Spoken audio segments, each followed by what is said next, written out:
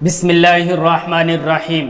تاریخ کے اندر ایک نبی ایسے بھی گزرے ہیں جن کو ایک بہت بڑی مچھلی نے نگل لیا تھا، اور نگلنے کے بعد وہ زندہ رہے، یعنی مچھلی کے پیٹ کے اندر وہ زندہ بھی رہے ہیں۔ ہم جانتے ہیں کہ وہ حضرت یونس علیہ السلام ہیں۔ تو آج ہم مختصر طور پر حضرت یونس علیہ السلام کے بارے میں ہی جاننے کی کوشش کریں گے۔ حضرت یونس علیہ السلام کا ذکر قرآن کریم کی 6 سورتوں میں آیا ہے۔ یہ اسرائیلی نبی ہیں اور ان کا زمانہ حضرت عیسیٰ علیہ السلام سے کافی پہلے کا ہے۔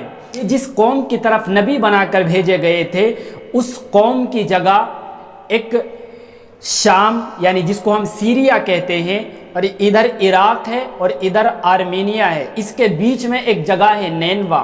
نینوا کا ایک مشہور شہر ہے الموصل۔ اس جگہ پر یہ قوم آباد تھی جس قوم کی طرف حضرت یونس علیہ السلام کو نبی بنا کر بھیجا گیا تھا۔ یہ قوم بت پرستی کے اندر مبتلا تھی، یعنی بتوں کی پوجا کرتی اور انہی کی عبادت میں لگی رہتی تھی، اللہ تعالیٰ کو بھولی ہوئی تھی۔ تو اللہ تعالیٰ نے حضرت یونس علیہ السلام کو اس قوم کی طرف نبی بنا کر بھیجا۔ حضرت یونس علیہ السلام نے ایک لمبے زمانے تک اس قوم کو دین کی دعوت دی اور یہ کہا کہ ایک اللہ تعالیٰ کی عبادت کریں، اللہ تعالیٰ کے علاوہ کسی دوسرے کی عبادت نہ کریں۔ لیکن اس قوم نے پچھلی قوموں کی طرح حضرت یونس علیہ السلام کا مذاق اڑایا۔ آخرکار اللہ تعالیٰ نے حضرت یونس علیہ السلام کو وحی کے ذریعے یہ حکم دیا کہ آپ لوگوں میں یہ اعلان کر دیں کہ 3 دن کے اندر اس بستی پر اللہ تعالیٰ کا عذاب آنے والا ہے۔ جب لوگوں نے اس اعلان کو سنا تو یہ احساس ہوا کہ حضرت یونس علیہ السلام کبھی جھوٹ نہیں بولتے اور یہ جو بات کہتے ہیں وہ بات ہو کر رہتی ہے۔ آپس میں مشورہ ہوا کہ اگر حضرت یونس اس بستی کے اندر رہے تو اس کا مطلب یہ ہے کہ بستی پر عذاب نہیں آئے گا، لیکن اگر بستی سے نکل کر چلے گئے تو عذاب آنے والا ہے۔ ادھر اللہ تعالیٰ نے حضرت یونس علیہ السلام کو تیسرا دن آنے سے پہلے آدھی رات کو یہ حکم دیا کہ آپ شہر چھوڑ کر چلے جائیں۔ چنانچہ حضرت یونس علیہ السلام اس بستی سے نکل کر دور چلے گئے۔ صبح میں دیکھا کہ ایک سیاہ بادل، جس کو ہم کالی گھٹا کہتے ہیں، وہ عذاب کی شکل میں اس بستی کے اوپر آیا۔ اب بستی والوں نے دیکھا کہ وہ عذاب جس کا حضرت یونس علیہ السلام تذکرہ کرتے تھے، وہ عذاب تو آ گیا ہے۔ اس کا مطلب یہ ہے کہ حضرت یونس علیہ السلام سچے نبی ہیں، لہذا حضرت یونس علیہ السلام کو جا کر تلاش کرنا چاہیے۔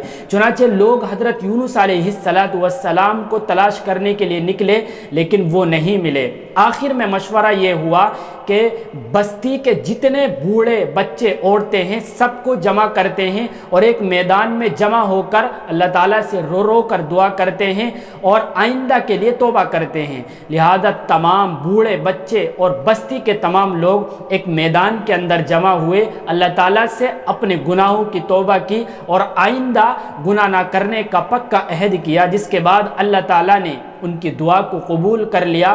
وہ جو عذاب اس بستی پر آنے والا تھا وہ عذاب ٹل گیا۔ ادھر حضرت یونس علیہ السلام کو یہ بات معلوم نہیں تھی کہ بستی والوں نے توبہ کر لی ہے اور اللہ تعالیٰ نے ان کے گناہ کو معاف کر دیا ہے اور عذاب کو ٹال دیا ہے۔ وہ اس ڈر میں تھے کہ عذاب ٹل گیا ہے اور اس کا مطلب یہ ہے کہ میں جھوٹا ثابت ہو گیا۔ اب اگر میں اس بستی کے اندر جاؤں گا تو بستی والے مجھے قتل کر دیں گے۔ کیوں؟ اس لیے کہ اس بستی کا یہ قانون تھا کہ اگر کوئی آدمی جھوٹ بولے اور اس کا جھوٹ پکڑا جائے تو اس کو قتل کر دیا جائے۔ لہذا انہوں نے یہ ارادہ کیا کہ اب میں یہاں سے ہجرت کر کے کسی اور دوسری جگہ جاتا ہوں۔ چنانچہ وہ اس جگہ سے ہجرت کر کے ایک دریا ہے، دریائے فرات، وہاں گئے۔ وہاں دیکھا کہ ایک کشتی کے اندر لوگ سوار ہیں۔ اس دریا کے اندر ایک کشتی ہے، اس کشتی میں بہت سارے لوگ سوار ہیں۔ لہذا حضرت یونس علیہ السلام بھی اس کشتی کے اندر سوار ہو گئے۔ اب یہ کشتی جب سمندر کے اندر چلنے لگی تو بیچ سمندر کے اندر جا کر کشتی رک گئی۔ اب جو کشتی کا مالک تھا وہ کہنے لگا کہ ہماری اس کشتی کا نظام یہ ہے کہ یہ اللہ تعالیٰ کے حکم سے چلتی ہے اور رکتی بھی اللہ تعالیٰ کے حکم سے ہے۔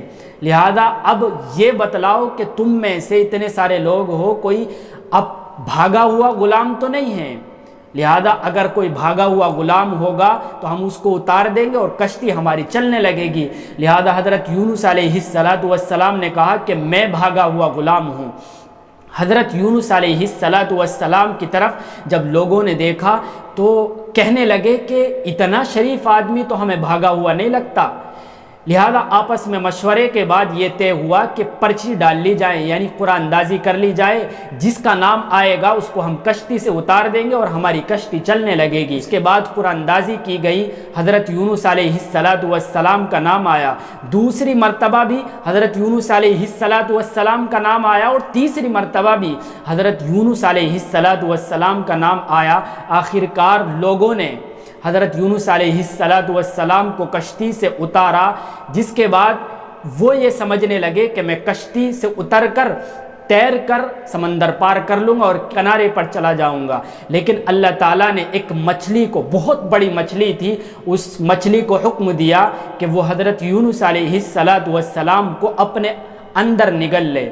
اصل میں معاملہ یہ ہوا کہ حضرت یونس علیہ السلام نبی ہے، کوئی بڑا گناہ نہیں کیا تھا، صرف اتنی بات ہوئی تھی کہ اللہ تعالیٰ کا حکم آئے بغیر یہ اس جگہ سے ہجرت کر کے یہاں دریائے فرات تک آ گئے تھے۔ صرف اتنی بات پر اللہ تعالیٰ نے ان کی پکڑ کر لی، جس کے بعد ایک مچھلی نے ان کو نگل لیا۔ بعض روایات کے اندر تو یہ بیان کیا گیا ہے کہ حضرت یونس علیہ السلام اس مچھلی کے اندر، اس مچھلی کے پیٹ میں 40 دن رہے، کچھ کی رائے یہ ہے کہ 7 دن رہے، کچھ کی رائے یہ ہے کہ تھوڑی بہت دیر رہے، لیکن رہے ضرور ہیں۔